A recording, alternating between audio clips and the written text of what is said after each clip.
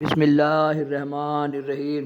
اللہم صلی علی سیدنا و مولانا محمد النبی الامی والہ و صحابہ بارک وسلم صلاۃ و سلام۔ سوان حیات غوث بنگالہ شمس قمر پارٹ بائی پارٹ ڈال رہا ہوں۔ پارٹ 162 کرامت ظفر شاہ اندرابی رضی اللہ چھوٹے حضور 4 جاتے ہیں 3 آتے ہیں۔ ملک تبت سے 4 نفری جماعت خانقاہ میں حاضر ہوئے۔ یہ چاروں کے چاروں اسی خانواہ کے حلقہ بغوث غلام تھے۔ حضرت کو بھی تبت کے متصلین سے غایت محبت تھی۔ 1 روز قیام کے بعد ان حضرات نے دہلی جانے کی اجازت چاہی اور دعا تعویذ کے خواستگار ہوئے۔ گرچہ حضرت کو تعویذ لکھنے سے ایک گنا پرہیز تھا، مگر ان لوگوں کی صعوبت سفر اور بعد مسافت کو سامنے رکھتے ہوئے تعویذیں لکھنی شروع کی۔ 3 تعویذوں کے بعد قلم رک گیا اور آپ کچھ سوچ میں مستغرق ہوئے۔ چند منٹ اس طرح گزر گئے۔ حضرت کو اس حال میں دیکھ کر تبتی مہمانوں نے آپس میں سرگوشی شروع کی۔ حضرت نے دریافت فرمایا کہ کیا بات ہو رہی ہے؟ اللہم صلی علی سیدنا و مولانا محمد النبی الامی والہ و صحابہ بارک وسلم صلاۃ و سلام علیک یا رسول اللہ صلی اللہ علیہ وسلم۔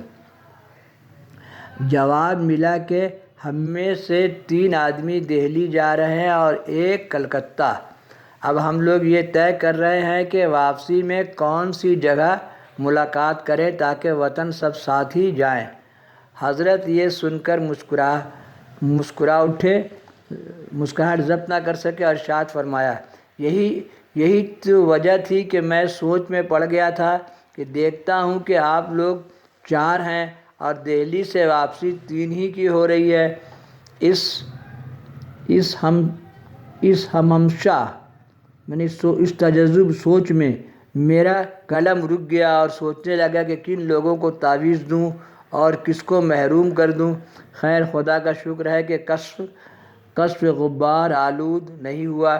پھر آپ نے ایک اور تعویذ لکھ کر چاروں کو علیحدہ علیحدہ دی اور رخصت فرمایا۔ اللہم صلی علی سیدنا و مولانا محمد النبی الامی والہ و صحابہ بارک وسلم صلاۃ و سلام علیہ۔ فروری میں عرس ہے، اس لیے عرس کی تفصیل ڈال دے رہا ہوں۔ دیکھیے ماگھ پھاگن رانی گنج کا عرس بنگلہ حساب سے ہوتا ہے۔ اگر ماگھ 29 کا ہوا تو 16 فروری کو عرس ہو جائے گا۔ اب ماگھ 30 کا ہوا تو 17 فروری کو عرس ہوتا ہے۔ اللہم صلی علی سیدنا و مولانا محمد النبی الامی والہ و صحابہ بارک وسلم صلاۃ و سلام۔ اسماء الحسنی شمس قمر پارٹ بائی پارٹ ڈال رہا ہوں، دیکھیے اللہ کے سب شیئر کیجئے اور گھنٹی بجائیے اور سرکار کے چاہنے محبت کرنے والے۔ اللہم صلی علی سیدنا و مولانا محمد النبی الامی والہ و صحابہ بارک وسلم صلاۃ و سلام علیک یا رسول اللہ صلی اللہ علیہ وسلم۔